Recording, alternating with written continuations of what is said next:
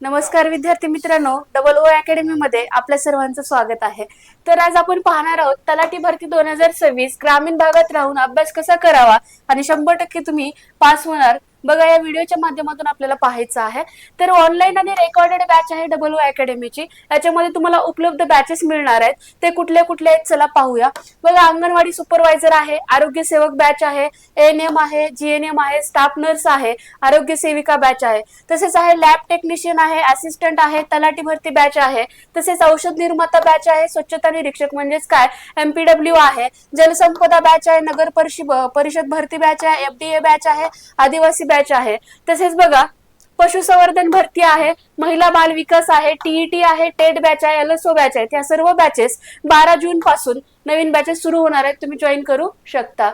तर बघा, ग्रामीण भागात राहून तलाठी भरतीची तयारी करणे, त्यात 100% यश मिळवणे पूर्णपणे काय आहे, शक्य आहे। मग त्यासाठी काय करायचं, आपलं एक नियोजन करायचं। त्या नियोजनामध्ये योग्य पुस्तके आपल्याकडे पाहिजेत, तसेच सातत्य, याच्या जोरावर तुम्ही घर बसल्या काय करू शकता, ही परीक्षा तलाठी भरतीची उत्तीर्ण होऊ शकता। यामध्ये पाहूया ग्रामीण भागातील विद्यार्थ्यांसाठी तलाठी भरतीचा अभ्यासक्रम कसा करावा याचं सविस्तर विश्लेषण या व्हिडिओच्या माध्यमातून आज आपण पाहणार आहोत। तर चला पाहूया।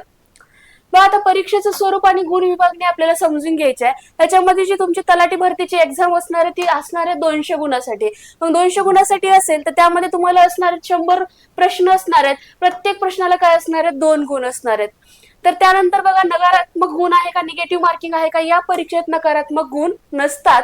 बघा, हा पॅटर्न जो गेलेला आहे तलाठी भरतीचा तो कुणाकडे आहे, एमपीएससी प्रवर्गाकडे आहे। बघा, त्यानंतर 4 मुख्य विषय आहेत। त्याच्यामध्ये सिलेबस बघा कुठला आहे, प्रत्येक विषयाला आहेत 25 प्रश्न आहेत, 50 गुण असतात। त्यामध्ये मराठी व्याकरण आहे, त्यानंतर इंग्रजी व्याकरण आहे, अंकगणित आहे आणि बुद्धिमत्ता, यालाच आपण मॅथ रिझनिंग असं म्हणतो। त्यानंतर सामान्य ज्ञान आहे, जीके जनरल नॉलेज आहे। अशा पद्धतीने काय असणार, ते सब्जेक्ट असणार आहेत। त्यानंतर आपल्याला पाहायचे प्रत्येक विषयासाठी सर्वोत्तम संदर्भ पुस्तके कुठले असणार आहेत, म्हणजे बुक लिस्ट काय असणार आहे, लिस्ट बघूया आपण चला। तर ग्रामीण भागात दर्जेदार क्लास लावायला मिळाले नाही तरी खालील पुस्तकामधून तुम्ही अभ्यास करू शकता। कुठले पुस्तक आहेत पाहूया चला। मराठीसाठी आहे, मोरा वाळंबे सरांचं आहे, तसेच बाळासाहेब शिंदे सरांचं सुद्धा पुस्तक आहे मराठी व्याकरणसाठी। इंग्रजी व्याकरणसाठी पहा, बाळासाहेब शिंदे सरांचं आहे किंवा एम जे शेख सरांचं पण पुस्तक आहे। तसेच गणित व बुद्धिमत्तेसाठी पंढरीनाथ राणे सरांचं आहे, नितीन महाले सरांचं आहे आणि फास्ट ट्रॅक सुद्धा तुम्ही पुस्तक जे शॉर्ट ट्रिक साठी असणार आहे ते सुद्धा तुम्ही विकत घेऊ शकता। त्यानंतर सामान्य ज्ञानसाठी बघा, तात्यांचा ठोकळा आहे, एकनाथ पाटील सरांचा किंवा के सागरचं पब्लिकेशनचं तुम्ही पुस्तक घेऊ शकता। हे झाली पुस्तकांची लिस्ट। त्यानंतर आहे बघा, ग्रामीण भागातील विद्यार्थ्यांसाठी अभ्यासाचं नियोजन कशा पद्धतीने करायचं। आपली पुस्तकाची लिस्ट झाली, आता नियोजन पाहणार आहोत आपण। तर बघा, तुम्हाला एक टाइम टेबल बनवायचं आहे। त्या टाइम टेबल मध्ये दररोज तुम्हाला किमान 6 ते 8 तास अभ्यासाचं नियोजन करायचं आहे। आता सकाळची वेळ, याच्यामध्ये काय करायचं, तुम्हाला मराठी व इंग्रजी पुस्तकांचा वापर करायचा आहे। सकाळी बघा, काय सकाळी हे आपलं काय असतं, फ्रेश वातावरण असतं, त्याच्यामुळे तुम्ही व्याकरण आणि व्याकरणाचे जे नियम आहेत ते समजून घ्यायचेत आपल्याला। त्यानंतर दुपारची वेळ बघा, गणित आणि बुद्धिमत्ता तुम्हाला घ्यायचं आहे। दुपारच्या वेळी काय करतो, आपण गणिताचा आपल्याला सराव करायचा आहे। त्यानंतर बघा, रोज किमान 20 ते 30 प्रश्न आपल्याला सोडवायचे आहेत। बघा, संध्याकाळची वेळेमध्ये आपल्याला जीके करायचं आहे, म्हणजेच काय सामान्य ज्ञान। तर सामान्य ज्ञान मध्ये आपल्याला काय काय करायचं पाहूया। इतिहास आहे, भूगोल आहे, नागरिक शास्त्र आहे आणि चालू घडामोडी आहे। आता चालू घडामोडी मध्ये काय करायचं, आपल्याला ऍडव्हर्टाइज म्हणजे दररोजचं काय आपल्याला न्यूजपेपर वाचायचं आहे। त्याच्यामध्ये न्यूजपेपर मध्ये 2 न्यूजपेपर वाचू शकता, सकाळ वर्तमानपत्र आहे किंवा लोकसत्ता वर्तमानपत्र आहे। हे तुम्हाला काय करायचे, वाचा। किंवा 6 महिन्याचं ते 1 वर्षाचं तुम्हाला मासिक पण मिळतं जीके साठी, ते सुद्धा तुम्ही वापरू शकता। आता त्यानंतर बघा, चौथ्या डिजिटल माध्यमाचा वापर, युट्यूब आणि ऍप स्मार्ट वापर आपण करू शकतो घर बसल्या। याच्यामध्ये बघा, महागडे क्लासेस लावण्याची गरज नाहीये आपल्याला।